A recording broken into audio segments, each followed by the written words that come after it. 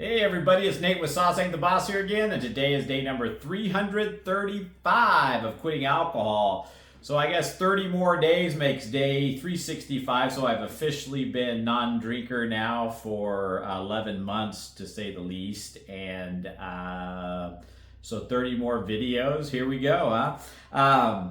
Today I wanted to talk about long-term goals and long-term sobriety and what's going to keep you going, right? Because we all have those short-term reasons for quitting drinking, and those are kind of those initial motivators that get us through maybe the first day, the first week, maybe first months, maybe first 3 months. But then maybe those short-term things that got you to quit drinking start to fade, and you find yourself wanting alcohol again and no real reason to stay off of it, right? Because you go, those reasons I quit drinking in the first place aren't apparent anymore. Maybe because quitting drinking is what cured those things, right? And then you go back to drinking and those things rear their ugly head again. Now for me, it was health problems. Every time I would stop drinking, my health would start to get better, and then the health problems would start to fade away. You know, my gout would go away, my blood pressure would come down a little bit, and I'd be going, shit, you know, time to drink again, you know, and I would. And I'd start all over again, and then those health problems would come back, you know. So that was a health and the health scare, and that kind of thing was always, you know, short-term motivation to quit drinking, and then that would fade away, and I'd go right back to drinking, you know. And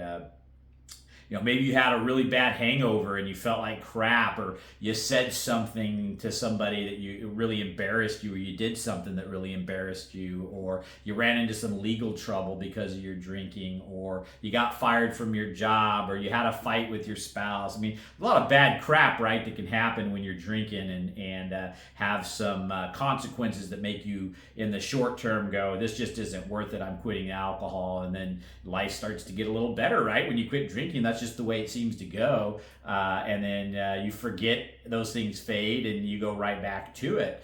So what's going to get you, you got to find what's going to get you to get through this long term, to pass that 3 month mark, right? Because I would say, you know, 1 to 3 months is that initial hurdle, that short term type of quitting alcohol. You know, you go through a season, and all of a sudden things start getting better, and you go back to alcohol again, unless you've got something to keep you moving past those 3 months, you know. That's you know, so it's important during that quote honeymoon phase of quitting alcohol, where you're in your first 3 months and you've got some reason behind it, because your health was crappy, or that foolish thing you did, or whatever it was.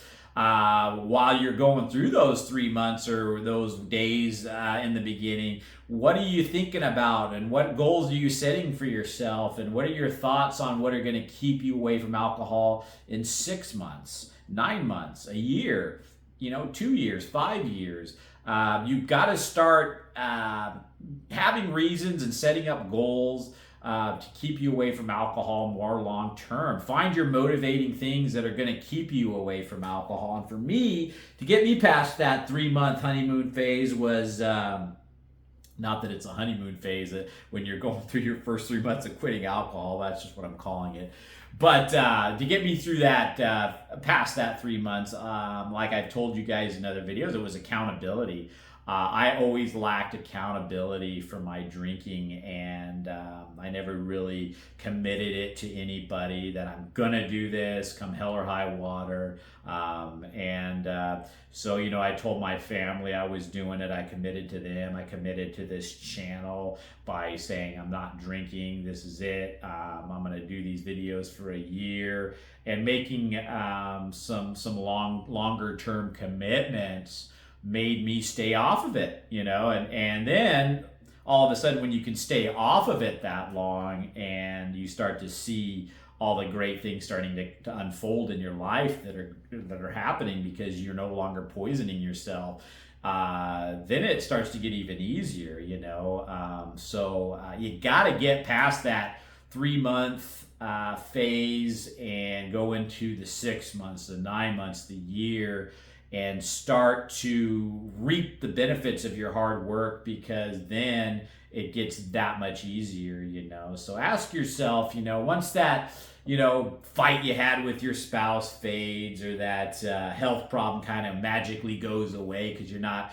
drinking a toxin anymore, or maybe you quit drinking because your job was going to shit because you were calling in sick from the hangovers, and you're getting ready to be fired, and now you're a superstar at work since you quit drinking, and you're, hey, I wouldn't mind going out and having some drinks again now that things are better in my life. And so that's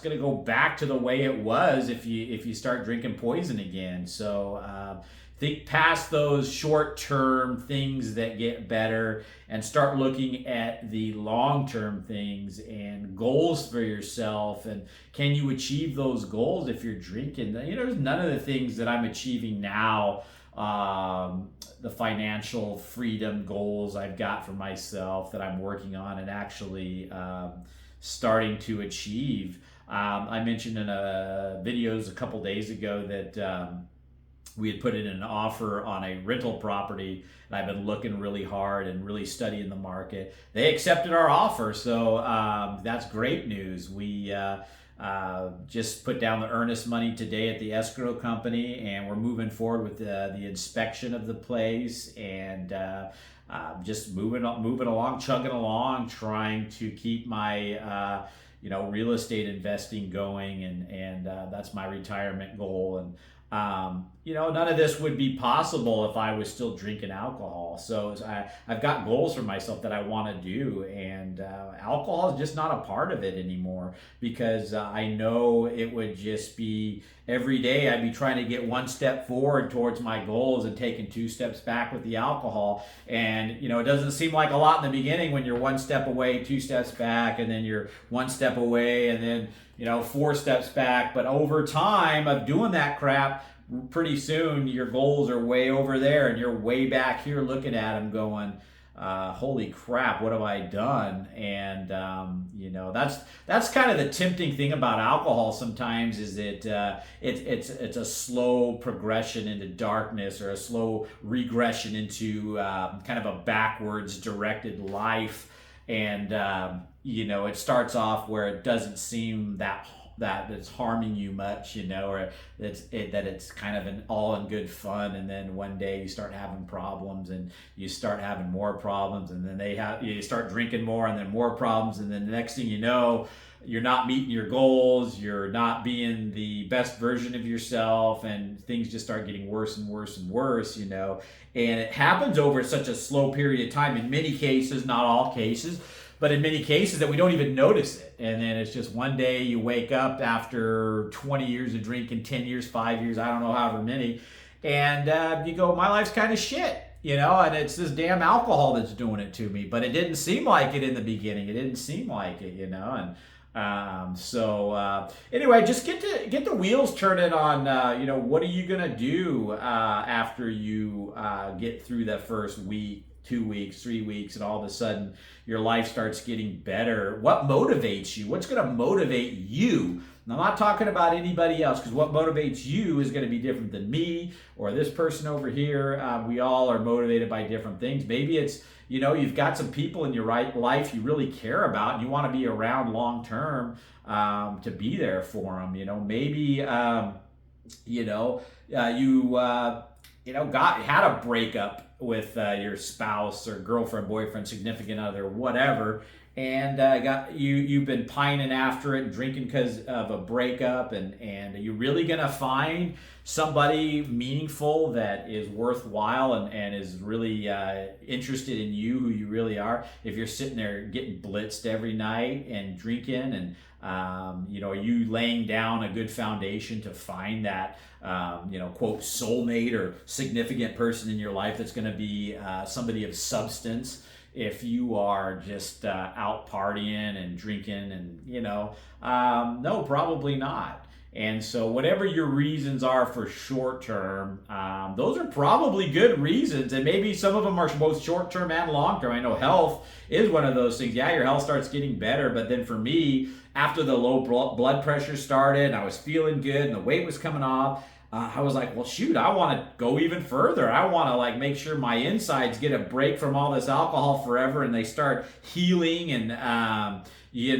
want to start putting on some muscle. I want to, I started setting more aggressive goals for that lifestyle, and it starts to kind of snowball from there and stuff. But again, you got those initial, knocks on the door reasons for needing to quit drinking. And some of those short-term things are just that. They're a need. They're kind of, I have to quit drinking because I'm going to get fired, or I'm going to end up in a divorce because I'm acting like an a-hole when I'm drinking, or, I'm going to have a heart attack because I'm getting so fat from the alcohol. So, it starts off as a need, but then, at some point along the way, you got to give yourself some kind of wants to stay off of it, because all that stuff starts to resolve, and then it's like, oh well, I can drink again because life seems good. But you got to want to stay off of it for reasons. You got to want to stay off of it because you don't want to feel like crap in the mornings. You like your life of getting up early and the early bird catching the worm and all these great things starting to happen now, because you're not sleeping in, you're not hungover, you're thinking clearly, and all of a sudden your whole world just gets better, and that you're just going to end back up in that alcohol trap with a miserable life where you started at when you quit, if you go back to it. And it does, like I say, happen gradually, but you here's the thing, we know enough about alcohol. We've been through the ringer how many times. If you're anything like me, you quit and you start it again, you quit and you start it again, and every time life starts to get a little bit better, things start getting better, and then you go back to it and it gets worse again. And it's like, how many times you got to go through the school of hard knocks before you finally just say enough is enough, So give yourself those long-term goals. Find out what works for you, whether it's accountability, whatever it is. That was a big one for me. Yours might be completely different, but find out what motivates you and is going to keep you on this on the long term, and you'll be better off for it. So that's it for today. If you guys are enjoying these videos, give them a like, subscribe to the channel if you can, and most importantly, remember, sauce ain't the boss, you are. You guys have a great day.